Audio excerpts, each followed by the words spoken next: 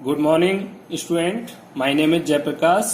आज मैं आपको कुछ इम्पोर्टेंट नोट्स और कुछ क्वेश्चंस कराने जा रहा हूं, जिसमें एसिड हैव कोरोसिव नेचर। ये उस एसिड की एक प्रॉपर्टीज है। 7 में अलग से बता चुका हूं, इसको मैं अलग इसलिए बता रहा हूं क्योंकि काफी इम्पोर्टेंट है, क्वेश्चन आ जाते हैं यहाँ से। तो मिनरल एसिड कॉज सब severe Burns on skin, means acid severe burn हमारी स्किन पर कर सकता है, हमारी स्किन को जला सकता है।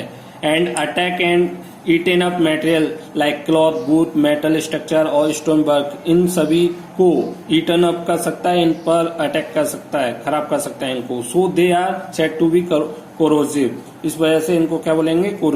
कोरोसिव बोलेंगे। कोरोसिव मीन्स क्या है? धीमे धीमे किसी मेटल का कमजोर होना। फॉर एग्जाम्पल, एग्जाम्पल में जैसे हम H2SO4 सल्फ्यूरिक एसिड अगर हम फॉल करते हैं स्किन पर एक्सीडेंटली, जानबूझकर नहीं, एक्सीडेंटली अगर हमारे गिर जाता है या जानबूझ के गिराया जाता है, तो आप देखेंगे हमारी स्किन जल सकती है। क्लॉथ और बूट हमारे उनमें छेद हो सकता है। It cause severe burn on skin, skin पर बर्न हो सकता है। It cut holes in cloth, और क्लॉथ में आपको कई होल्स देखने को मिलेंगे। And burn the boot producing black spot on its surface, और बूट पर क्या आपको देखने को मिलेगा? काले काले धब्बे दिखाई देंगे, ब्लैक स्पॉट दिखाई देंगे। नोट, तो sulphuric acid H2SO4, HCl hydrochloric acid, HNO3 nitric acid, ये नेचर में बहुत ज्यादा कोरोसिव हैं, बहुत जल्दी करोड कर देते हैं किसी भी मेटल को। In their concentrated form means जिसमें वाटर ना मिला हो, ऐसा वाटर की मात्रा जिसमें कम हो या ना हो, उसको हम कंसंट्रेटेड, बिल्कुल ना हो कह सकते हैं, तो उसको हम कंसंट्रेटेड फॉर्म बोलते हैं। Why acid are never store in metal container. हम एसिड को मेटल के कंटेनर में क्यों नहीं रखते हैं बच्चों?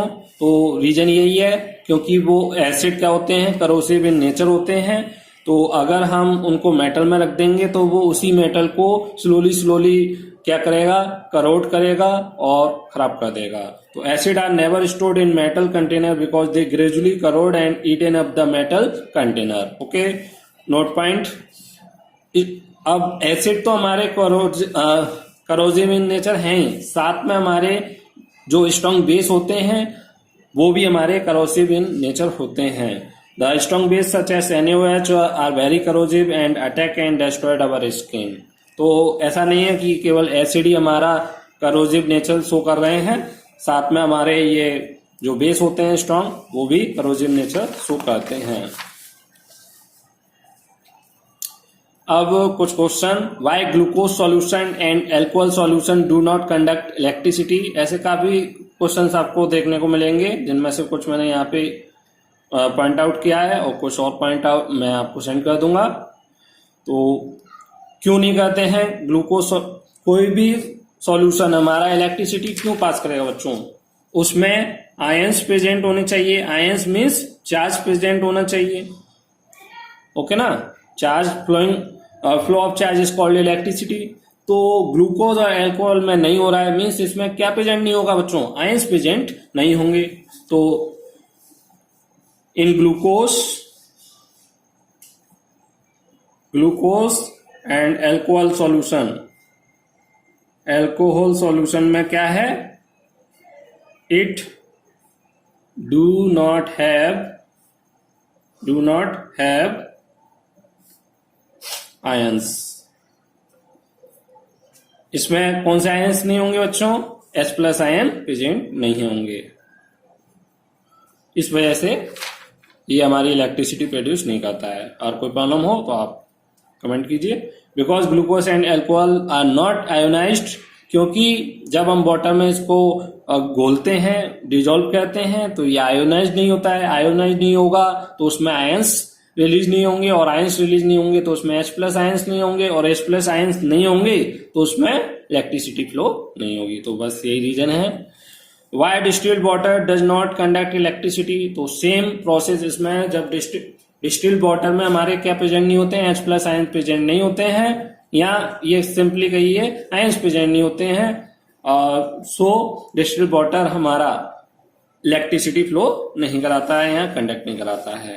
Y rain water conduct electricity, लेकिन डिस्टिल्ड वाटर नहीं करा पा रहा है लेकिन रेन वाटर करा पा रहा है। ऐसा क्या हो जाता है, क्योंकि रेन वाटर बच्चों नेचर से आता है, और जब ये अर्थ पर आता है तो एटमॉस्फेयर में कई सारी गैसेस मिलती हैं, उनसे ये रिएक्ट करता है, जिसमें एक कार्बन डाइऑक्साइड गैस है बच्चों।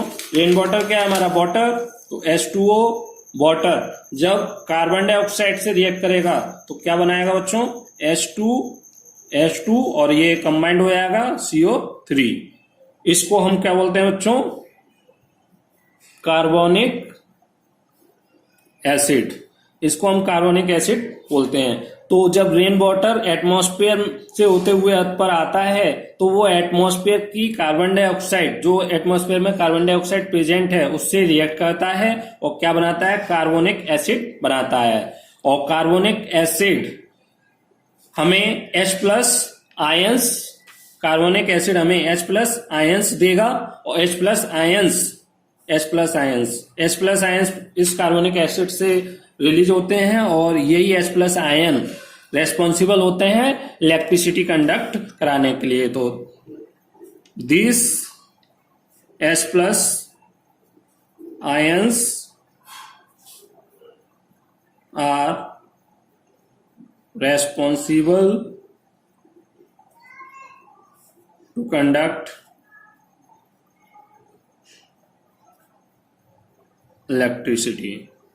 Okay, next, all acid solution conduct electricity। अब जितने भी एसिड सॉल्यूशन हैं वो इलेक्ट्रिसिटी कंडक्ट करेंगे। क्यों करेंगे, जितने भी एसिड हैं वो वाटर में डिजोल्व होंगे, आयोनाइज्ड हो जाएंगे, और आयोनाइज्ड होने के बाद क्या देंगे बच्चों, H+ आयंस देंगे, और H+ आयंस की वजह से उसमें इलेक्ट्रिसिटी कंडक्ट हो जाएगी।